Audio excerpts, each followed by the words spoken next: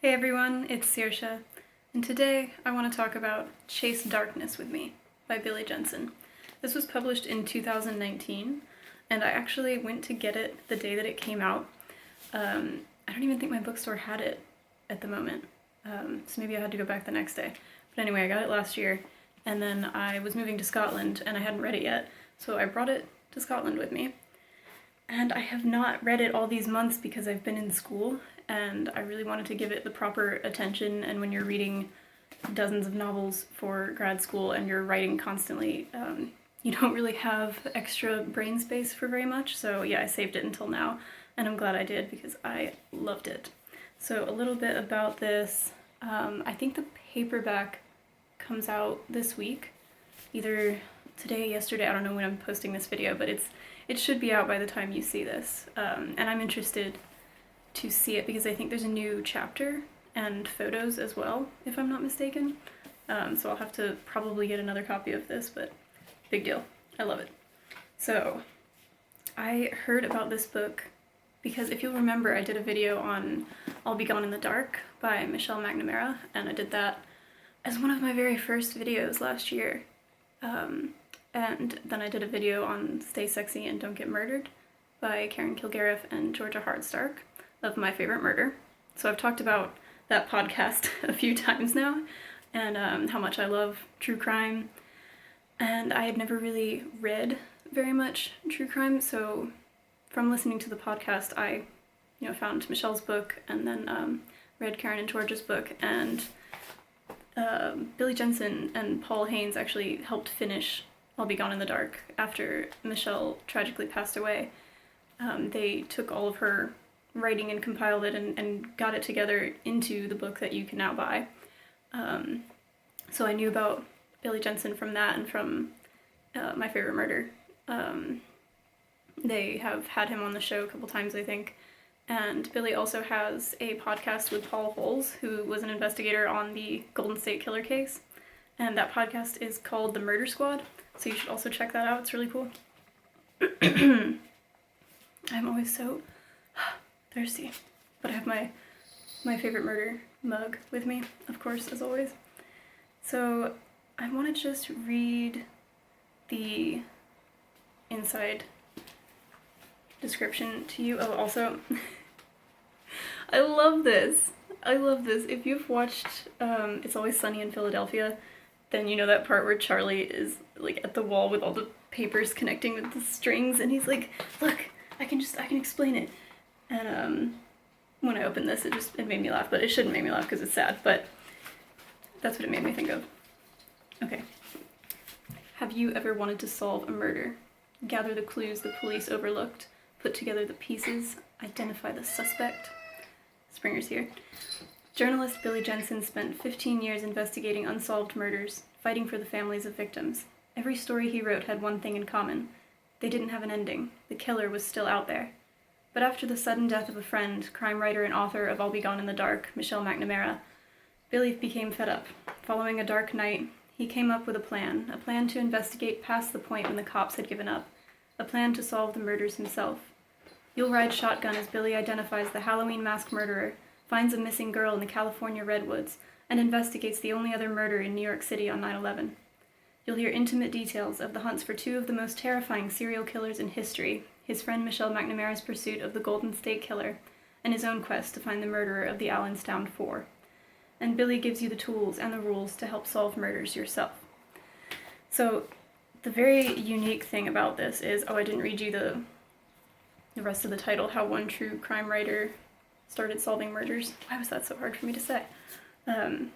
So yeah, Billy was originally a true crime writer.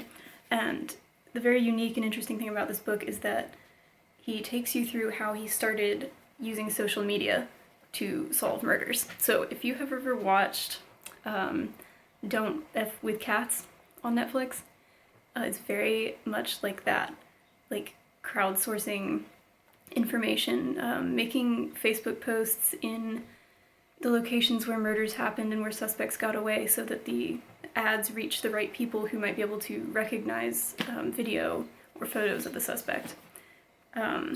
So I loved that documentary, and if you are into things like that, you'll definitely like this book. So I just want to read you some things that stood out to me, as usual. What else would I do? You're used to this by now. So this is when he was writing, and he was still a stringer, as they call it. He wasn't like a big-time writer. And he wrote his first murder story, and the people at the New York Times said, "We don't give bylines to stringers." The byline would read by the New York Times, so it wasn't even going to have Billy Jensen's name on it. It was just going to say by the New York Times. And as a writer, I just had to stop at that point and go, oh, that's just ridiculous. I won't elaborate anymore, but yeah, no, I don't like that. Oh, he tells this story of how when he was writing about true crime, he was told to go to a hospital after two girls were in an accident trying to cross railroad tracks in their car and they didn't make it. He was supposed to go to the hospital and try to interview the family, and the family just gave him this devastated look, and of course they wouldn't talk. And then he called the place he was working for, and he said they really don't want to talk. And they cut him off and they said, "It's okay, we just got back the girl's rap sheet and it's a mile long, it's fine." So they're sensationalizing things and making people care less about victims because victims have a rap sheet. You know, they're still human. They're still people, and they have families, and the families are grieving. So he said, "I made the decision right then and there. I would only write about unsolved crimes." So this is kind of his origin into solving murders and missing persons cases and not writing about it in a salacious way that just degrades the lives of the victims, which I really admire. The difficult task of the American homicide detective is compounded by the ever-growing mountain of bodies. The 5,000 murders that go unsolved each year pile on top of each other. If a detective is working on a murder investigation and 5 more people are killed that week, they have to drop what they are doing and investigate one of the new ones before the trail goes cold. The image of a detective taking home files every night to work that one case that haunts them is not Hollywood fiction. It happens, but it's just 1 or 2 cases. If you get killed in America, there's a 38% chance your killer won't be caught. How crazy is that? Some of the facts in this book are just mind-blowing. So he talks a lot about his frustration with knowing that there are these killers still out there, just on the loose, still able to hurt more people, and that what they're taking away is a human life, and that they think that they have the right to do that, to cut somebody down. For what? Oof. I have to maintain my composure. So he says, what they took away seemingly so easily was a person. This was a person. A person who could watch a sunset and feel the wind against their cheek, smell fresh-cut grass, or listen to a Bowie song. A person who could scrape up enough money to buy themselves a hot fudge sundae. A person who could still close their eyes and dream. That's what the media refuses to understand. No matter how down and out somebody may seem, no matter how many drugs they took or arrests they had or rock bottoms they hit, they could have still done all those things that make us human. And one day, someone came along and took all those things away, every single one of them, and left them with darkness. Yeah, that says it all, doesn't it? It's like, when you get into true crime, you do have to accept that you're going to have a lot of frustration and anger towards these people and the things that they do and how many of them get away with it. So if you're willing to cope with that frustration, then it's worth it to hear these stories, and hopefully the more people hear them, the more cases will be solved, if the right people are trying to solve them. Oh, I just had to mark this. Long Island had just come out of a hellish series of true crime episodes. The capture of serial killers Joel Rifkin and Robert Schulman, little Katie Beers locked in John Esposito's dungeon, the Long Island Railroad Massacre, the Suffolk Sniper, the Long Island Lolita. Long Island in the 1990s was like Florida is today. Thanks for coming for Florida, Billy Jensen. We know. Floridians, we all know. I don't mind being called out. We have a crazy, crazy state. Ooh, this is one of those things that is just so frustrating about the, I don't know if it's not the justice system, the whatever system that deals with crimes, with human remains, with DNA evidence. A year earlier, I had worked a case where a woman lost her son. Every year she put up flyers looking for answers. 3 years after he went missing, she learned that his body had been found just 6 months after he went missing, only half a mile from her house. As she put up flyers year after year, her son's remains were sitting on a shelf in an evidence locker just down the block. Now tell me how is that allowed to happen? And the thing that he says in here a lot is that they'll always say we don't have the resources. The police departments don't have the money. Why should a mother have to put up flyers for that long when her son's remains are down the block? Oh, it's just unacceptable.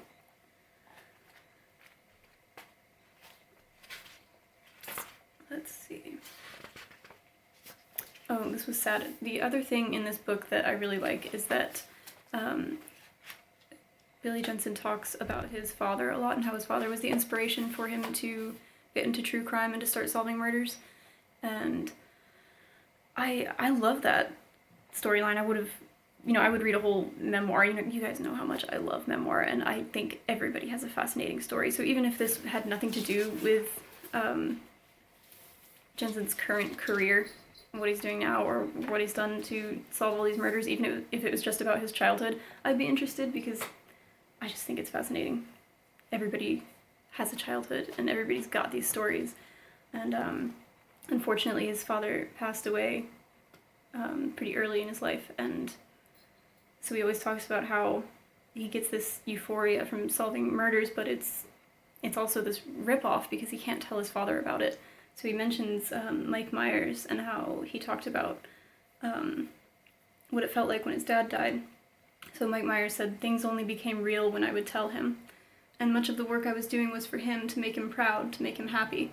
My dad was kind of like the cashier window at the casino. Things that would happen were just chips, but when I told my dad, it would turn into money. And that went away." And I loved that description because I've never been able to really put it into words how I feel. But when I tell my mother things, that's when they become real. Like, I always kind of feel so, like, floaty, like I'm not really grounded. I don't know if I want to say spacey, but just not present all the time. And when things happen, I don't even know if it's really real, but then I call her and I talk to her about it, and it's just concrete. And anytime I have an accomplishment, it feels 1,000 times more real and better when I can actually vocalize it to her. And it's hard being thousands of miles away from her. It's very weird. So yeah, I really appreciate that he included all the special memories about his father. Oh, and about Disney, which brings me to this part. I love how much Billy Jensen loves Disney. He's like the goth king of Disneyland. And in this one part, he goes to Disney World with his family. Shout out Disney World, I miss you, I work there. And this happens to be, in 2016, the very week that the Pulse shooting happened in Orlando, and then the alligator attack of the child at Magic Kingdom. So, well, not Magic Kingdom, but the lagoon. So he says, "We got back on the monorail and glided past the Grand Floridian Hotel.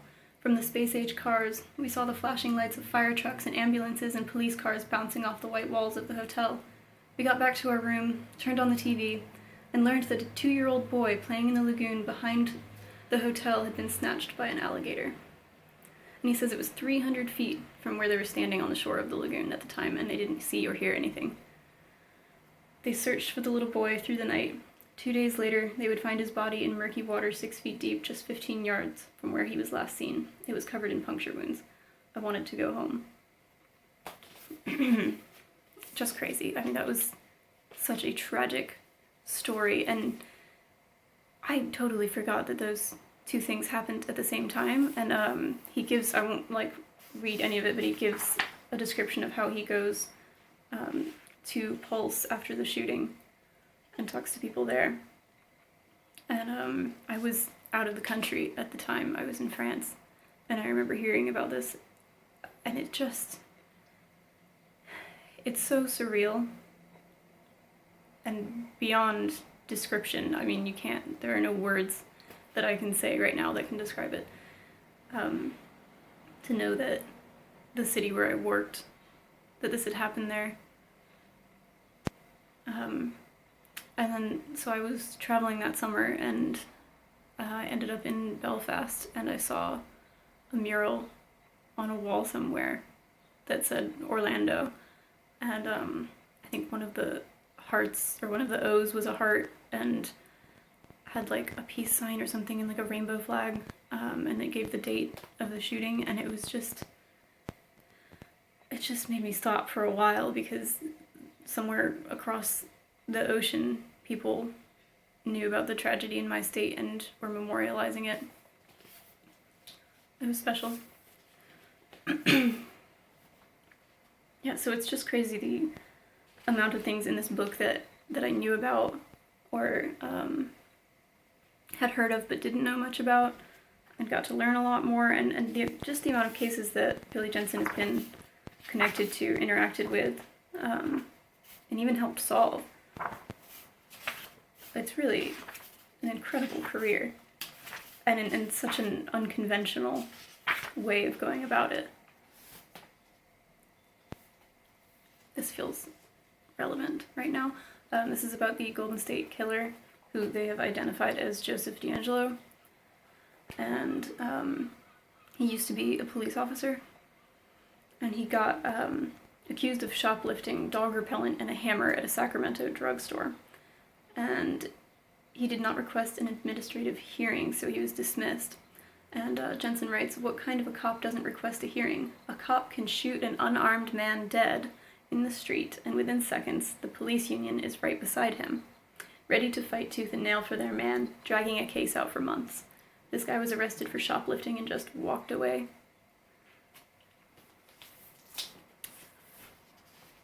Yeah. Very interesting. So I think this is the last one. So he's talking about Michelle McNamara.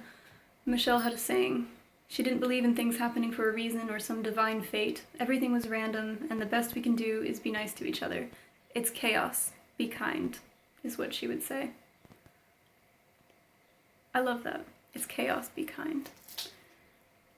That, I don't know, I think that says it all, really. There is always something that everyone is going through. Somebody's going through something at all times. And when you look at people or talk to them and maybe they come across as rude or too blunt, it's easy to just think, well, this person is crap, they're not nice. But you have absolutely no idea what has happened to them in their childhood, in their adult life, what happened to them yesterday, what happened this morning. If they just read a text 2 seconds ago that gave them devastating news, you have no idea. And I think it is the most important thing to be kind, even when it's really, really difficult. And you maybe don't think that somebody deserves your kindness. Just do it anyway. Just be nice. Because everything really is chaos, especially right now. I mean, wow. Yeah. So, for some people, maybe it's not like the best thing to escape to a true crime book,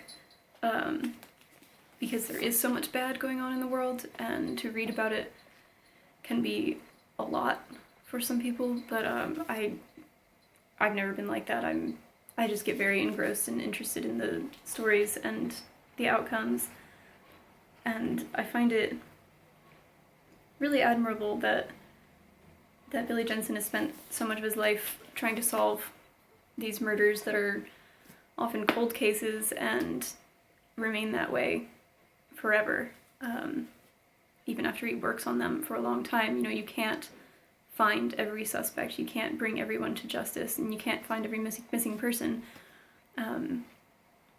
But he tries, and he spends all of his time on this, and it's just incredible. And at the end of the book, he tells you all these rules about if you want to start solving crimes this way, using social media and the internet,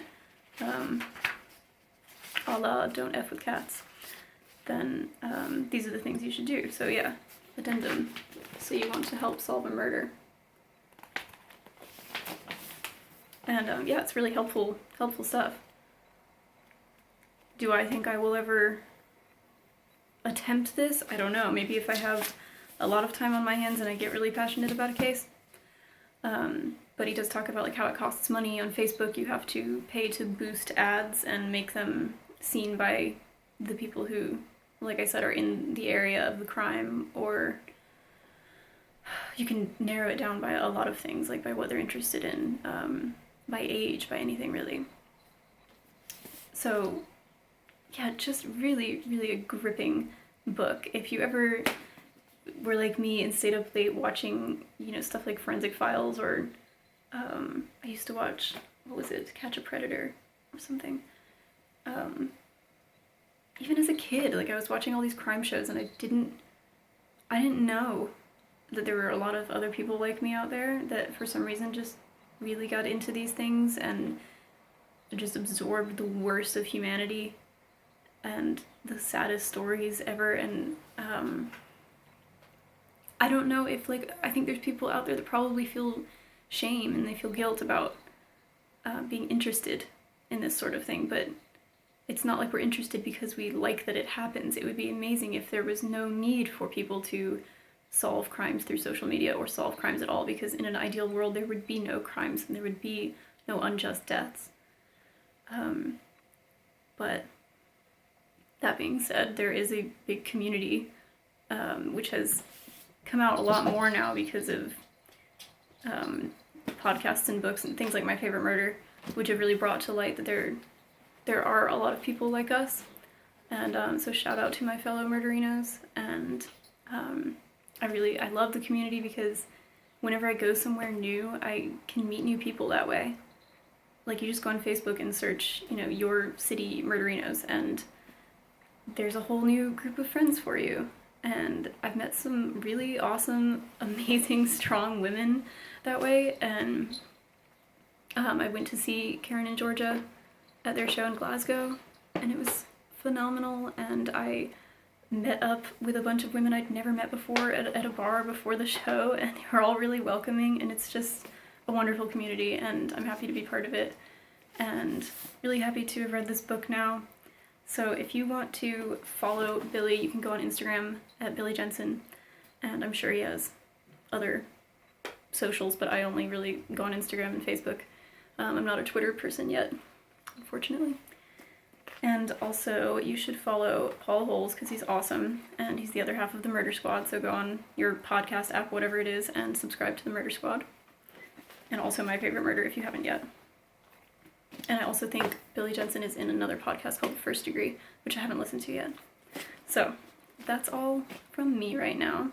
I have this cat next to me, and I really want him to say hello. He's so crazy at the moment. Oh my goodness. Ah! Do you want to say hello? Come here. Come here. There he is. Oh my goodness. Oh, he's throwing up his claws. There he is. Springer and Caddy love this book, by the way. They've been rolling all over it and, trying to keep me from reading it. Ah. Okay. Okay. I gotta go. I gotta press the stop button. This is my boy. Oh my. I can't get to the button. Okay, I'm gonna set you down, alright? There you go. I love you. Okay, thanks for watching, and I will see you all next time.